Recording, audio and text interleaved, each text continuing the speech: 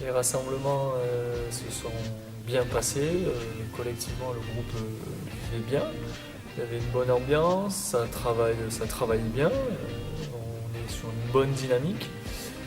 Maintenant, on sait que la réalité au championnat du monde sera différente. En stage, on joue entre nous, donc le niveau reste à notre niveau, à nous, français. Il y a beaucoup de nations où le niveau est élevé, autant individuel que collectif.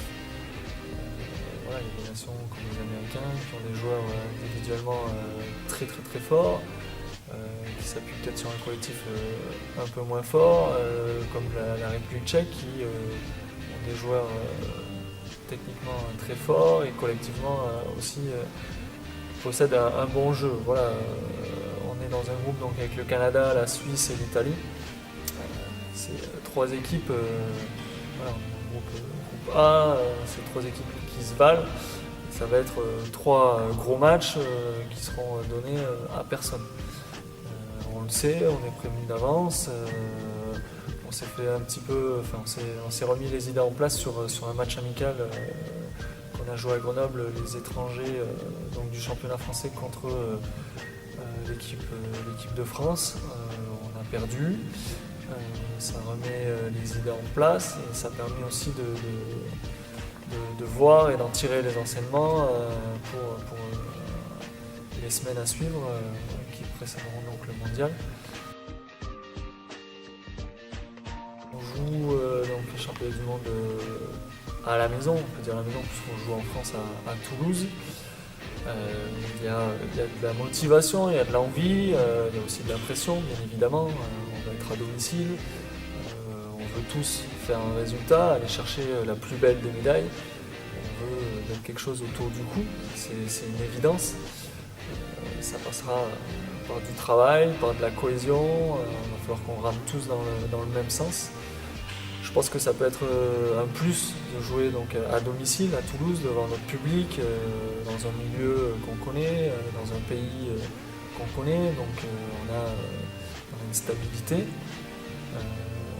Maintenant, personne ne nous la donnera, on en est conscient et on ne donnera rien à personne non plus, on fera le maximum. Donc, déjà pour se qualifier pour les phases finales et pour aller chercher une médaille, ça c'est une évidence.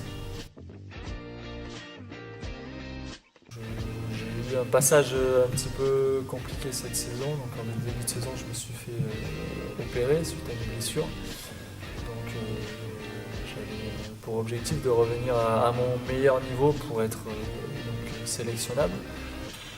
Ça n'a pas été évident, parce que quand on est blessé, on se pose beaucoup de questions, on se demande si on va réussir à refaire du patin, à rejouer au hockey, à retrouver son niveau, à faire plein de choses.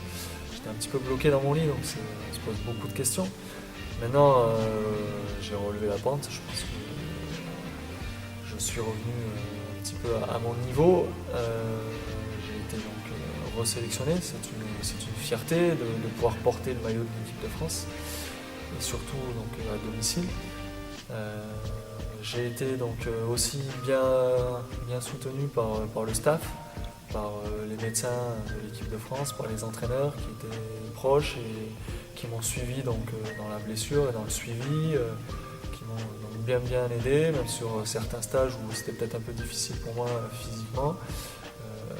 Ils étaient là et c'était super et je les en remercie. Et aujourd'hui, j'ai donc été reconduit dans mon statut de capitaine, ce qui est une double fierté, de représenter le pays et d'en être le capitaine. J'en suis très fier et j'essaierai de conduire l'équipe au mieux, de la motiver et de montrer le meilleur de ce que peut montrer l'équipe de France. Un petit mot pour la fin. Donc, les footballeurs sont au Brésil. certainement pas les voir là-bas. Nous, on est à Toulouse, on est proche de beaucoup de personnes. On attend votre soutien, on attend que vous venez nous voir nombreux. Et on compte sur vous pour faire du bruit et nous motiver comme il faut pour ce mondial. Et je vous en remercie d'avance.